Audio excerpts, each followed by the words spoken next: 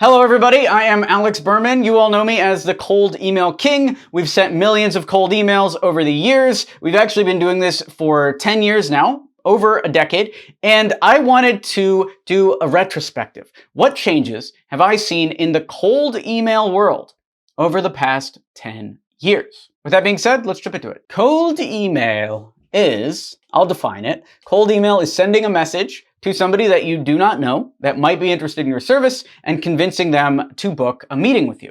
It is one of my favorite channels for growing B2B businesses. So any business that sells to other businesses can be benefited by selling via cold email, especially if the price of their service is over a certain amount, let's say $1,000. And I love cold email so much, we made a whole course about it. Cold Email University is a top-rated cold email course. You can grab that at coldemailuniversity.com or just keep watching these videos. Let's take you back. How did I start cold emailing? I started cold email because I was in college and I didn't really know what I wanted to do. I know I wanted to do something related to business. I liked Silicon Valley people, and through a series of watching YouTube videos similar to the one you're watching right now, I decided that I wanted to start a startup. And I went down this long rabbit hole of how to start a startup. And eventually I found this whole community of project managers. And the way that project managers get data from clients is they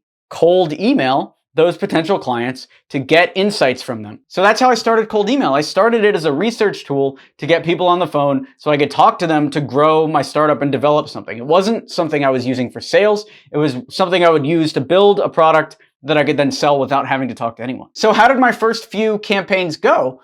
Well, I was blown away almost immediately. I sent a cold email campaign asking for feedback on a tool. One of the first business ideas I came up with was a tool called Startup Find It, and it was a tool recommendation thing. The closest thing I compare it to now is G2 Reviews, where basically it's just a bunch of SaaS apps, and it would tell you what app to buy. If you were at a startup, what app should you buy? You should buy this app. And so I emailed a bunch of people in Silicon Valley, and I ended up talking to a bunch of great people. Within 50 or 100 emails sent, I was on the phone with the CEO of Udemy and a ton of other great people that in the future would end up doing a bunch of great things. So I did really good. And the reason why I was able to knock it out of the park off the bat with cold email is I was using proven scripts that I found in courses and online. Exactly why we teach the course now, because I know that using these courses and getting handheld really works. What mistakes did you make in the beginning? I made several key mistakes in the beginning that if I was working on cold email campaigns again, I would change. And actually, we have changed it.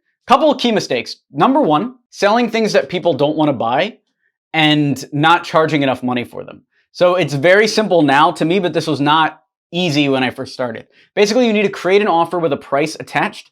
And then when you email them to book a meeting, you show them the offer and you get the credit card number right there. So those are the big mistakes I made. What do I think about starting a company using your cold emailing skills? I would have the career path like this. I would master a skill, then sell that as a freelancer. Then use the money that you generate as a freelancer to start an agency. Then use the money you generate as an agency to start a software as a service. Then use the money that you generate as a software as a service to start investing, ideally in more software or crypto or real estate. That's the career path I would recommend to you. Freelancer to agency to SaaS to investing. Next thing I want to talk about was how do you make a personalized cold email strategy while everyone else is just blasting mass cold email? So one of the things that we're known for, and actually one of the things we popularized and maybe invented, I don't know, is the custom first line in cold emails. So we can throw up one of our cold email scripts here with a custom first line, and you can see the first sentence of the email is a compliment. Then we have a case study and a call to action in that email campaign. That personalized first sentence was key and still is key to getting those emails opened and read because you're talking directly to people and you're complimenting them. Now there are AI software that will write your first lines for you, things like warmer.ai, which we can link down in the description below if you want to check that out, that will automate your first line writing, and then you can use that in your cold email. What has changed in the market since I started cold email? This is important. This is what we're here for. And the answer is a surprising amount.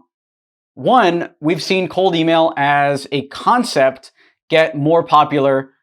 First, it started as just a project management thing and also something that people would use in sales, but it wasn't popular for everyone to use. It's evolved, it's gotten more popular, certain niches now have gotten burned out. Part of that is Aaron Ross's fault, teaching predictable revenue to startups. Part of it is my fault, teaching cold email to mass market audiences. Part of it is Ramit Sethi and everyone else that's been talking about cold email. Part of it is Cold Email Wizard in 2020, popularizing it even wider across Twitter. What do I think will change in the future? I think that AI first lines are going to become the norm. I think AI outreach is going to become the norm. I think salespeople are going to slowly start going away as customers make more and more choices. I see a future where you can go to an agency website and buy a $60,000 website in 1 or 2 clicks. I see a future where something might automate that purchase.